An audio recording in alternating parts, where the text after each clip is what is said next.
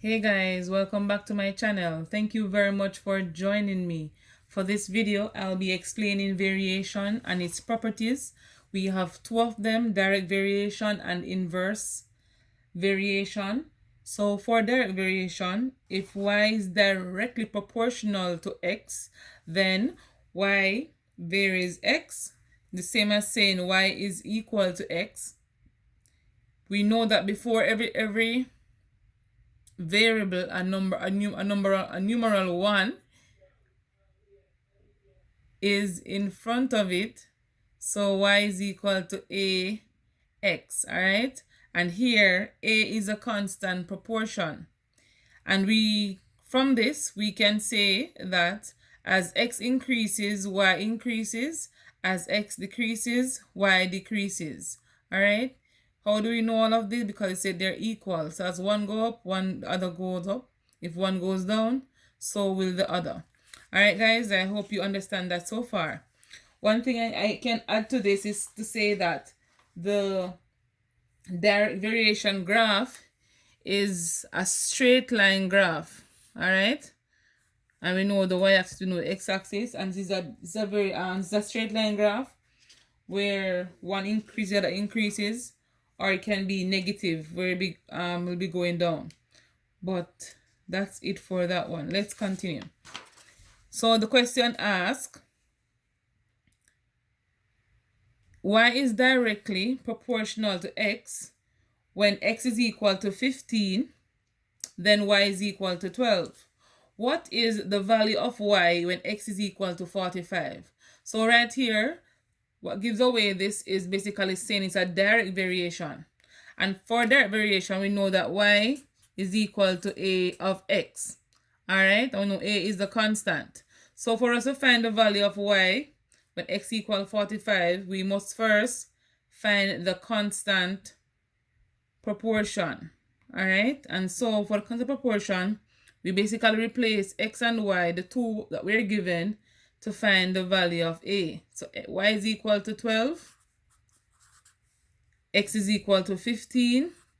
We divide both sides by 15.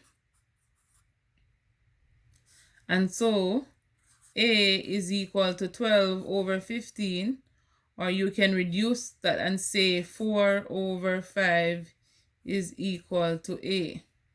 All right, guys, so having this, we can go ahead and find the value of y. So y is equal to a, which is 4 over 5. I'm using this equation right here, guys, times 45. Okay, so y is equal to 4 into 45 goes 9 times.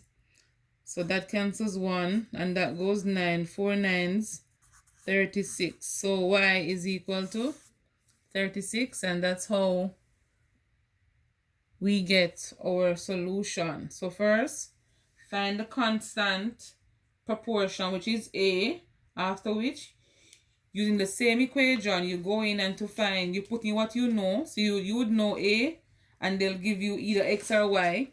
And here they gave you x. You go ahead and you find the value of y through substitution and simplifying integers. All right, guys, so let's move on to our next question. It says if y is directly proportional to x and y equal 10, x is equal to 5, what is the constant a? So here they're giving us specific things to find. So we need to find the constant a, and we know what is direct variation, y is equal to a of x, and we put in what we know, guys. My y looks very funny, but never mind. So y is 10, so 10 is equal to a, we don't know, we're trying to find that. X is 2.5. all right, so you can put it back if you want to. Here we can divide by 2.5 to find the value of a. That cancels, so a is equal to 4, and that's how we get our answer for that. Now we're asked to find find the value of x when y is equal to 20. So in this equation here, guys, we put in y as 20, a as 4, find the value of x. So I'm going to write it back right here. Y is equal to a of x. 20 is equal to 4 of x divided by 4 on both sides because they're multiplying. I want to find the value of x. So 5 is equal to x, and there we go for that one, guys. I hope so far you're understanding. And so, guys, whether they give you that is y is directly proportional to x, x squared, x cubed, whatever they give to you guys, you basically put it back in this form. And instead of having x here, you would have x squared, x cubed, or whatever they give. They have that it is proportional to. Okay, don't let it confuse you. Once you know the general equation, you can find or solve any question relating to this. The next one we have is inverse variation. So I made some notes here instead of just talking, so persons who are visual can see. So it says, for inverse variation, if y is directly proportional, if y is directly proportionate to 1 over x, then y is equal to 1 over x. And we know we just came from the one that says direct, and direct was y is equal to x, right? So the inverse of this is basically 1 over x, and that's where it's coming from. So yeah, they basically recall this right here, and I just said it. So y varies inversely as x. What is this basically saying? So this is saying that when x increases, y will decrease, because it's going to be a fraction of that. And when y increases, when y decreases, x will increase. All right, guys? And so similarly, just now we spoke about direct, and direct says y is equal to a of x. And we know that a here is a constant. So for inverse, we know that y is equal to 1 over x. And in this case, a over x, and a remains to be the constant. If you want to rewrite this in exponent form, it will be y is equal to a times x to the negative 1. All right, guys? And so I mentioned to you earlier, a is a constant proportion. Let's get into a question. So if y is inversely proportional to x and y equals 3, when x equals 6, determine the value of the constant a. And so, guys, we know the general form.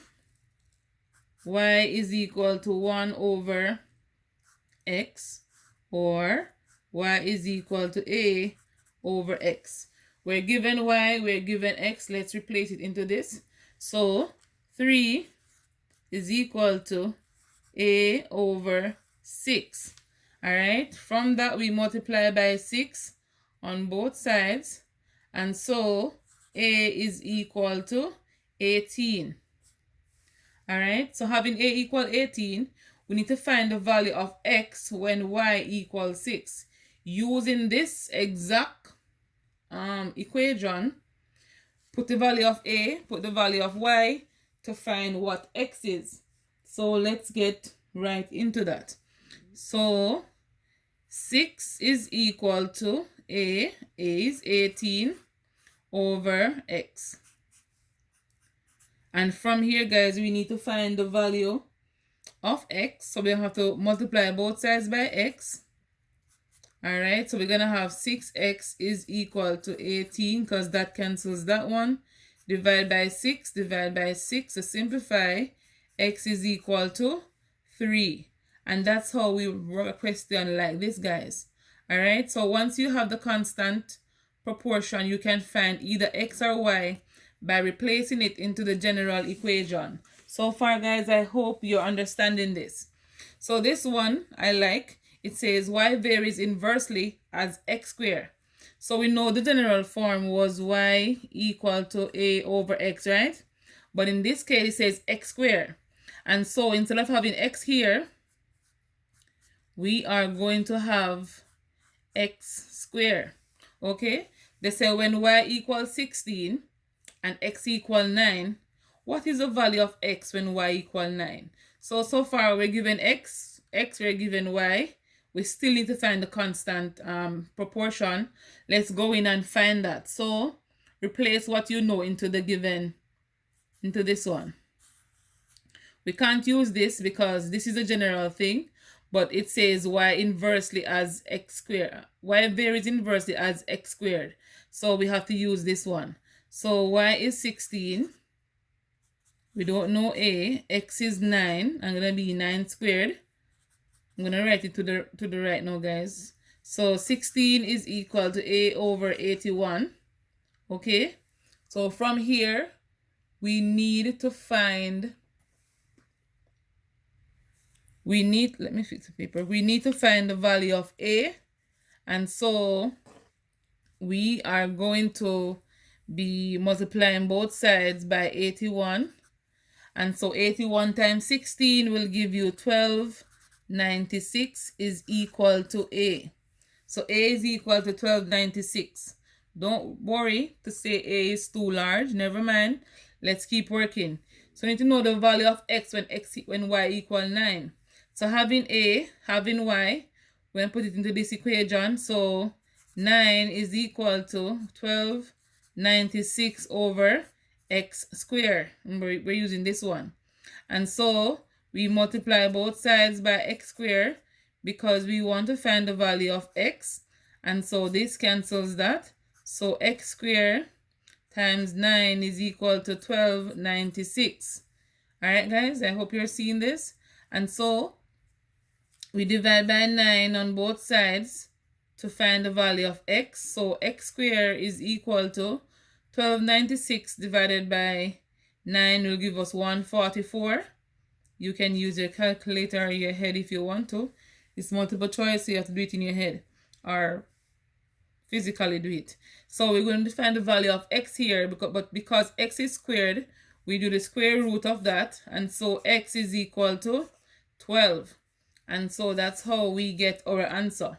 So in short, guys, we need to know the two equations to use when it relates to variation. So this paper keep moving. So we have direct, or we say y is equal to x, or we say y is equal to ax, and we have inversely, where we say y is equal to 1 over x, or y is equal to a over x. All right, guys, so thank you very much for watching. I hope this video is useful to you, and feel free to reach out to me, and I'm happy to get back to you guys on any matter you have. Join me tomorrow as I go live for the multiple choice series at 5 p.m. Eastern Standard Time, and 5 p.m. would be 4 o'clock in Jamaica. So join me, guys.